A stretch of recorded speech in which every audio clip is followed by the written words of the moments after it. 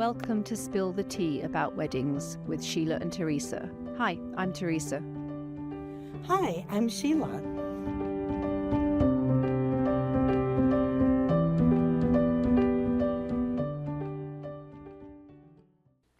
Welcome to Spill the Tea about weddings with Sheila and Teresa. Hi, I'm Sheila. I am the owner of Finest Details, and I am a wedding and event planner, florist, and I have a decor showroom. Hi there, I'm Teresa. I'm the owner of the English Country Barn wedding venue in the middle of nowhere, North Carolina. And today we have a guest. This is Brandi Strickland. Brandi, would you like to introduce yourself? Yes, Sheila. Hey everyone, I'm Brandi Strickland. I'm the owner of the Jarvis at 220, located in downtown New Bern. We're a historic old mansion, and we're excited to be here today. Yes, I'm excited you've come to visit. I would like to talk about venue things today. So when a bride calls you and she reaches out and wants information on your venue, what information would you like for them to know when they're reaching out? Because there's a big difference in your venues, and I think that brides that haven't journeyed yet. We get it all the time. People saying, I've only done this once, it's my first time, we don't know what to ask. Exactly. So I mean, I would imagine that most venues have the same questions, wouldn't you say? That we all get asked by our couples. But the things that we need our couples to tell us first, what would you say are the important things? Well, one of the first things I ask is how many guests are they expecting for their wedding? You know, how many do you plan for? Is this going to be a large wedding or a small wedding? Because that really determines whether or not the bride even needs to come for a tour with us. Because we can really comfortably hold a certain amount of people, and you know, there's no need for the bride to come and to see the property unless we know what numbers they're going to have. The other thing is that you know, we offer accommodations, and so that is part of our wedding packages, our accommodations. And is that what they're looking for? Do they want to have that ability to offer that? So at your venue, are accommodations an option, or are they mandatory that they have them? So currently, if someone books a wedding with us, we were offering wedding weekend packages. So that would be where they would come and, you know, everyone, you know, they would rent the whole house. We're currently working on some packages where we can just do day weddings. And then if they want accommodations, they can book those at a later date. Because, you know, sometimes with brides, they want to have the accommodations, but I feel like maybe they don't want to necessarily have to pay for all the accommodations. So in this manner, we can offer it, and then if the bride has family members who want to stay at the property, then they can book their accommodations during that wedding time. So it's similar to us. So Yes. our accommodations are an option for all of the weddings. So we do 3-day weddings as well. And probably, I don't know, 80% of our couples book the accommodations. But if they're local, they probably don't need them. But we make it as an option for all of them to decide. And we find that quite often they'll say to the bridal party, hey guys, you can stay on site, which is a really good idea because it makes them appear on time. Yes. But it means that they can split the cost quite happily. Yes. So we quite often get emails from our couples maybe a month before the wedding saying, oh, by the way, we want the cottages after all. So that's what we do. So the great thing about our property too is that we're a bed and breakfast. So not only are we a wedding venue, but we offer bed and breakfast services when we're not doing weddings. And so we do have an innkeeper named Ian, who is wonderful, and everyone loves him. Not my Ian, by the way. Not her Ian. This is my Ian, also from England. So he has an English accent, which people love because they are like, oh, my very own English butler. And he loves that. But he is the gem of the property. He makes the bride and the groom and the family just feel so special and at home. And that's what, when people come and stay and they have their weddings there, that's the reviews we get, or that we felt so at home. We felt like this was our home for the weekend. And you know, we provide breakfast for the wedding party, so they are able to have a home-cooked meal every morning that they're there. My Ian, by the way, is not making breakfast. I'm just going to say that. I was just thinking maybe we need to elevate. No, we are not providing breakfast. I I'm going to put a little opinion on this. And that is what is so great with having the two of you together today is you two are one of the only people that are on my list that actually offer a 3-day venue option for weddings. But it's vastly different because she 100% focuses on weddings. So if they don't book her accommodations, they're more than likely not going to be booked to the public. So even if they kind of change their mind at the last minute and say, oh, we want to add the house, it's generally available. But yours on the other end, where you are a bed and breakfast, if somebody just says, oh, I don't want them, it's kind of hard for you to rent them out if they're renting the venue, which means you have loss of rent. And I think that's where your couples need to understand the difference in that. Right. But so if they don't choose it, do you rent them out? So yes, I mean, that is obviously the reason that we have been offering wedding weekend packages is because privacy. We want the couples to feel like they have exclusive use of the property. So, you know, not only do they have the house, but we have a pub in the bottom, you know, we have the outside, the gardens, and then we have a honeymoon cottage in the back. So, of course, there's sitting rooms and a dining room and a kitchen, and we want the couple to feel like they are there with their family and they're exclusively there, and it's, you know, they're not strangers walking around.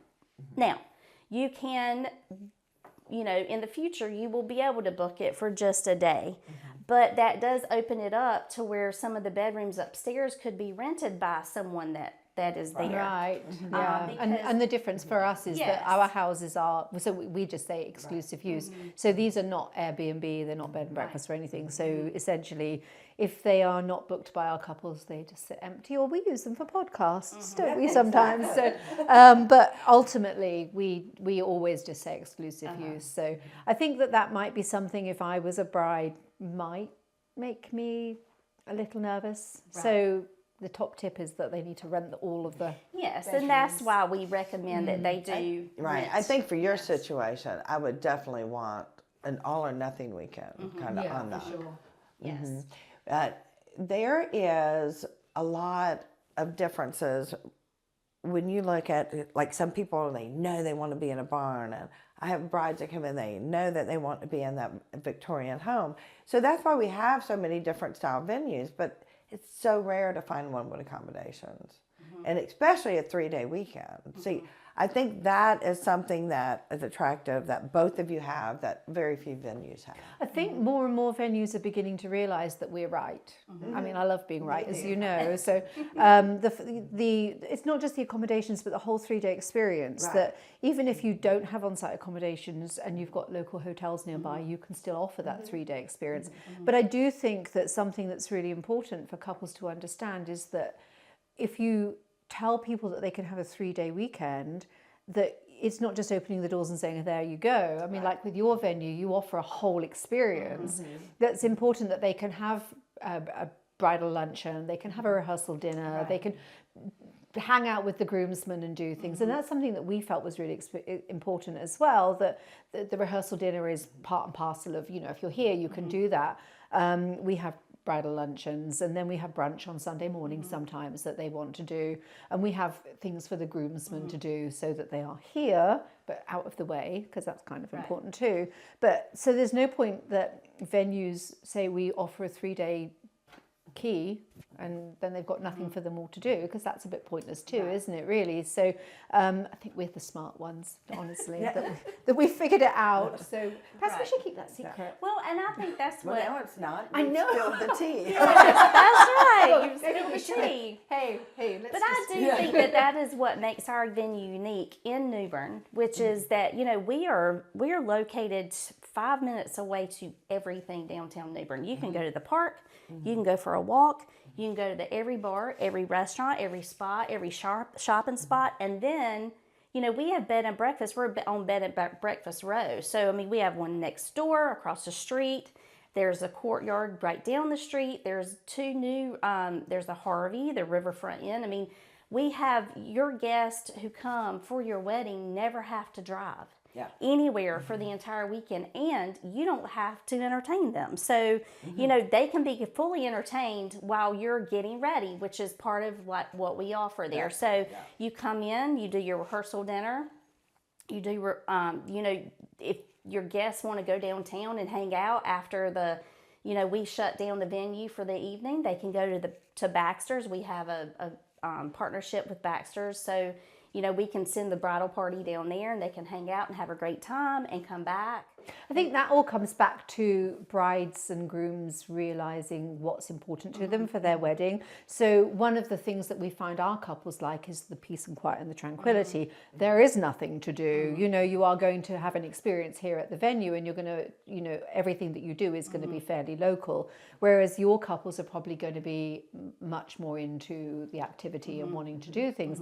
And I think that that's something that couples need to think about before they book a venue. What do they want? I mean, when they drive down our road, they're not going to have the noise of traffic, for example, whereas they're not going to have Baxter's up the road that they can go and enjoy either. So it really depends, doesn't it, on the couple as to what's important to them.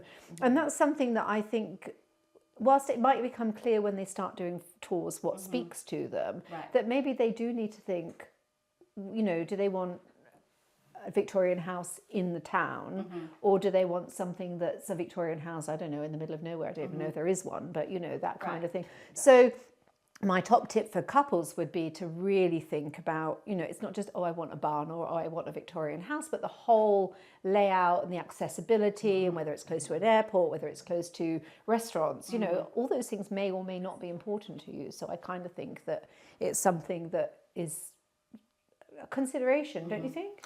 I do. And I mean, I'm sure that you must ask couples when you're doing questionnaires with them, and when you're looking for venues with them, I what's always important? start head count number one, because that's so vital from where I would be recommending. Number two, if they have people coming from out of town, I always ask that second, because if they do, then I'm like, okay, does the venue have accommodations? Here are the options that, you know, I'm thinking in my head. So those are the two most important things for me. How many people, and are they coming from out of town? Because if they're local and they're driving to the venue for the day, that makes a big difference on where they're at. Because there are so few that actually have accommodations on site, but then having them close enough by. And what is the percentage? Like, is it half of the people flying in, or is it 10 people flying in? So those are extremely important, I think, for any couple, is to know that up front before they're going out. Because there's going to be hotels. I mean, I have two that I recommend 15 minutes from you, and you have a whole row of where people can get B&B. And the next step would be style, because the quiet, and both of you have like so many advantages for your property that are unique to what they're looking for individually. And I think couples need to have that conversation before they even start shopping at venues. Because what I find, if couples go out and they're just blindly shopping venues, they're like, oh, I love this. And then the next one, oh, I love this for this one. Oh, I love that. And then they start confusing themselves, and they're overwhelmed with all decisions, and they're not going back to the core of, is this going to fit my needs? Is this going to fit the quantity? Because they have 200 people and they call you, that's not going to work for your venue. But if they know, then they're thinking, oh, could I go down to this amount? Or same thing, Teresa, they might go to your venue that holds 200 and they're like, I've got 60 people. It seems like, you know, what am I going to do with all this space? So they need to start there. So a little plug. Of course, I say start with a great plan. I know. Well, a little plug. I do a venue comparison workbook for couples that they can download, that basically gives them all the things that they need to tick boxes for that are important to them, and then look at, and they can list all their venues and then each one and what they have. It's just a downloadable link, and I'm quite proud of it because I think it's quite helpful to them. Should give you a copy actually, and then you could have it. Then you can have it to just go through with all your couples as to what's important. Because I do think that so much. I mean, we have so many things in common with our venues, but they are so very different. And then I think that couples need to really have that honest talk about what is important to them. And something I always ask when they come and do a tour is, okay, don't even care where you've been, but what has spoken to you about those venues, and what did you think was important? Because if it's important that they have restaurants close by, then it's going to be a deal breaker probably for us. Whereas if they feel that the noise of traffic is a deal breaker for you, then, you might say, well, I can't accommodate you, but the English Country Bar might be able to because it's quieter. So, it depends on what's really important, doesn't it? Yes, it is. Because it does make a big difference. And I don't think that they always realise what's important until they start doing the tours, and which is why I did the venue comparison workbook, so that they can think before they go. But I do think they need to have some clear ideas and expectations of their day. And it's not just budget, is it? It's right? Not because budget. you can go to one and say, oh, I love the sprawling landscape, or oh, I love being so close to all the nightlife. And then they start to confuse themselves. And then they make a rational decision and then second guess themselves. Yeah. So I think that brides really need to take that time. Like when you get engaged, let's start talking about who are we inviting? How many are we inviting? Like, what are we thinking? Do we want to be at the beach? Do we want to be at the country? Do we want to be in the mountains?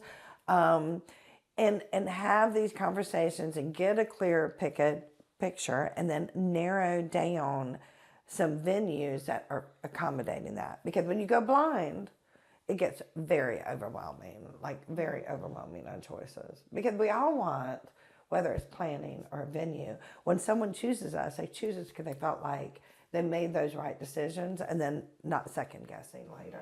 I always feel like it's a bit like when you choose your fiance, it's the one. Don't you think that though? Yeah. I mean, we have couples all the time walking in and they get to the parking lot and they keep it secret until they booked us. But they say, oh, I just knew when I arrived this was the one. And I mean, and a bit like your house, which is stunning, that if they drive up to the drive and just say, oh yeah, I can imagine myself. And that's it, isn't it, really? The basic logistics are neither here. If it's the one, and I just think it's like the second fiance. Yes. And I do have brides ask sometimes, well, do you have a vendor list? Or that's another question, is do you have a vendor list? And if you do, are there certain vendors, or do I have to use your catering, or do I have to use this, or do I have to use that? And so I feel like for our property, we have a preferred vendor list. And of course, we have several options on there, people that we've worked with over the years that we know the venue, they know how we work well together. And so I say to them, yes, we have a preferred vendor list, but I'm not going to tell you what you can and cannot have, because I feel like for couples, each wedding should be unique to them. Now, if you want to choose a vendor that's not on our list, we know we just need to get have an approval process go through with them. But otherwise, we will allow you to use who you want to use, as long as we have not worked with them in the past and it's not been a great experience. Negative, right. Right. So we all have that little secret blacklist, don't we? Really? But I feel like with that, sometimes that's very important to couples, because some of them really just say they want you to tell them what to do. Right. You can use this caterer and this, rental company and these this florist. But other couples want to be able to go, I want to choose what I want to choose, and then is that going to be okay with you? So, we do offer that and let people choose to, design it how they want to. Yeah, we do exactly the same, that we have a very curated vendor list of people we love. And if I'm really honest, couples, if you pick them all off my vendor list, we all have a great weekend. I mean, it is true. But we do allow them to choose. I mean, we have people that have a favourite restaurant, for example, and they do catering. They say, we really want to use that restaurant. Well, I'm not going to say no. And, it's the same as, whilst I would love all of them to choose you as a planner, Sheila, they don't all. So, if they're going to bring their own planner, then, that's fine too. So we do try and accommodate all of our couples too. So we're a yes venue. So we try and make sure that they get what they want, because it does have to be for them. But I think most venues now probably have a pretty good curated vendor list of people that they know play nicely, don't they? Well, I'm going to put my input on this, because we do have a lot of DIY brides that are starting out, and they are trying to pick out their own vendors and maybe just get a day of coordinator. So I want to give some advice to those brides specifically. When a venue has a vendor list or a planner, like me, so when we have a vendor list, it's not just, oh, these are my friends, these are the ones I want to work with.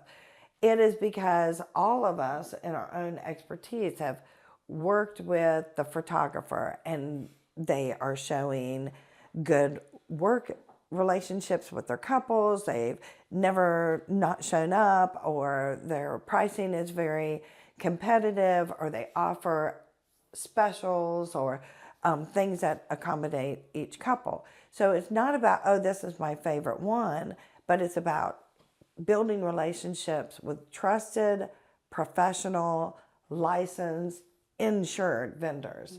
Because finding them on Facebook or Instagram, and you don't really have anyone that can vouch for their professionalism, making sure that they're insured, or because sometimes reviews, we had a whole conversation about that.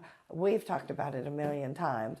It's not always 100% guarantee that it's not somebody that maybe had never even been to your venue that left a review, or somebody that was upset for something that had nothing to do with work performance. So I think it's very important that you rely on your planner, or if you've booked your venue first, what their list is, because these are people that we have experience with, that we can vouch what their work ethic is. Well, the other thing is we're pretty impartial. I mean, we do love vendors that we have, but we have quite a curated list of choices of our vendors. So when we get to know our couples, quite often we'll match them and say, oh, I really think that particular photographer or that particular planner or that DJ is going to vibe really well with you. And my recommendation is you talk to them first to see whether you connect. Because not everybody's going to connect with everybody, are they? All the time. I feel that all of us as professionals, it's not because you're my friend, it's not because I like you, it's simply because I think that you're going to do a really good job for this couple. And we became friends because you did really good jobs. So we all learn mutual respect for each other, just because we're in the same industry and we have connections for there, but we also understand that our couples come first. And so that's what's really important. And I do think that couples, I agree with you completely, which is unusual, that they do need to be sure that they understand the reasons for our curated vendor lists. Yeah, it's really important, especially nowadays, because what we get on social media is they can put out really great work or show really great photos, but if you don't know somebody that's worked with them, it's risky in today's environment to just pay a deposit and hope for the best the day of your wedding. Right. And that's what, if I get a couple early on, that's what I tell them. Yeah, you don't have to use my list of recommended places, but these are people that I trust, because professionalism and accountability and reliability is extremely important to me when I'm working with other vendors. Well, one of the more reassuring things, obviously, is if they got your vendor list and your vendor list and my vendor list and the same DJs on all three, or the same photographer, you've then got to turn around and say, okay, they must be really good at their business. And we don't just pull these names out of a hat. We've obviously worked with them and realised that they've done a great job. And something that's quite important when they come to the venue is respect too, that they've come and they've looked after your venue, because it's precious, isn't it, really? I mean, it's like another baby. So I kind of feel that that's advice well given, for sure. And if it's a vendor, though, that you don't have on your list, I find it assuring when they call and say, hey, can we come by and see your venue? Yeah, I absolutely love it. To me, that speaks volumes about their work ethic and what they can, offer and how we're going to work together. So I really appreciate it when the vendor does come by and ask to come by and see the property. So that's... So vendors, there you go. Yeah, you come have heard by. 2 venues that say step out, because another thing that Teresa says to me quite often is planners that are hired by a couple and then never come till the day of the wedding. And venues want that from all of the vendors. If you We have not do. been there We and want you you don't to know come. yes. Please come by. Please see the property, because we don't want anything unexpected to happen. Exactly. The weekend of the Yeah. wedding. I mean, that at that point Yeah. it's too late. Yeah. You know. So talking about that and unexpected, do you feel, or do you have a good policy for having your couples come by regularly after they've booked for planning purposes? We do. I'm not a type of venue that will not. You know, there's some venues that only allow the couple to come by once or twice. You know, during They are. Yeah, there are. But I do allow them to come by. I mean, I've never had one asked to come by 10 times, but I've had some couples come by 3 or 4 times during their process, and it really depends on how, like, what between the time that they book and the time of their wedding, how often they come.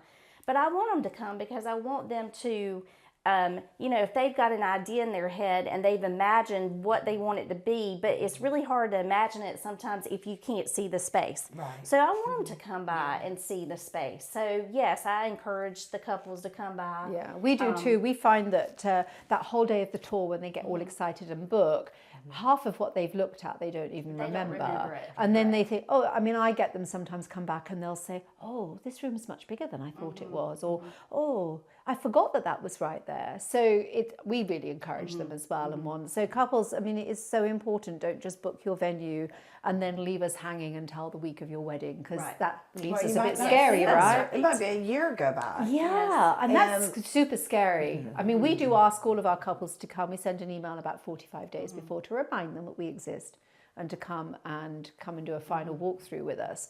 But I'm glad that you're on the same page, that none of us want surprises. No, and I do ask them as well to make sure that if they have, I want a list of their vendors. So about 6 months out, I want, you know, hey, do you have your vendor list? And most of the time they have it, but sometimes there may be a vendor or so that they don't have on there. And so every so often I'll email and say, hey, can you send me, like, you know, did you choose your photographer? Did you choose your caterer finally? Because what we want to do is make sure that, like you said, they're insured. We want their certificate of insurance. We want to make sure that, you know, if they're not someone that we're familiar with, that we have the credentials for each one of those vendors, so that it is flawless the day of the wedding, and there's nothing that could happen that shouldn't happen. Well, I think couples need to understand sometimes it's not us just being picky, it's to protect them, it's for their benefit, and for them to realise that, you know, we only want them to have a perfect day, because it doesn't do us any favours if they have a miserable day, does it really? So, you know, we really do need all that information. A recommended vendor list is to ensure. Exactly. And that's what all of us. And it saves us hard work too, honestly, Sheila, because if we have preferred vendors on the whole list for a couple, I don't have to do any work. I mean, it's great because I don't have to follow up any credentials, I don't have to check insurances. I'm not being lazy, but it just makes everybody's life so much easier, doesn't it? I agree. And good working relationships with each other are important. And sometimes I don't know if the couples realize that. Like, if the photographer and videographer will work well together, or the planner and the DJ, do they work well together? And so a lot of times when you are working brides off of the vendor list, all of these should be working well together and getting along. But something that's also really important on that easier. note is that when venues work well together, if you're booked on a certain day and they have a vibe that they want the 3-day experience, you can then say, oh, by the way, I can recommend X, Y, and Z.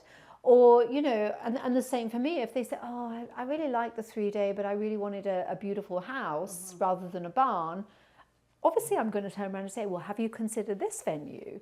And I think it's so important that everybody in the community works well together, don't you think? There's plenty to go around. Yeah, there really is. Yes, yeah, yes, for sure. A lot of us. Yes.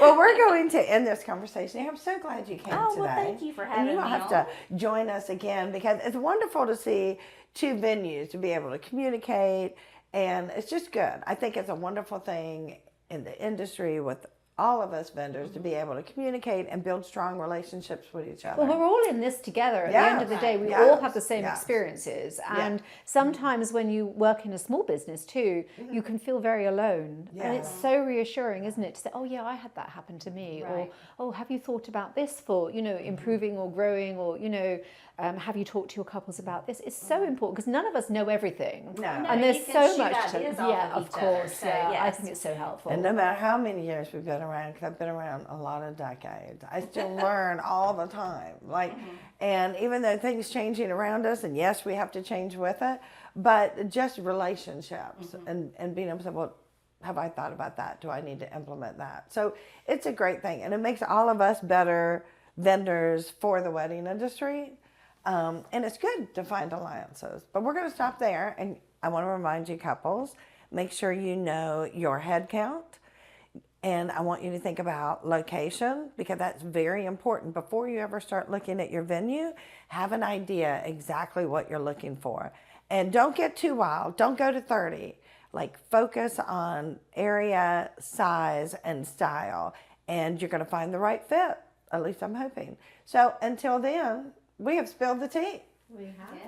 And don't forget to like, follow, share, and subscribe. We're on YouTube and Podbean. Thank you for watching. And I messed up the end.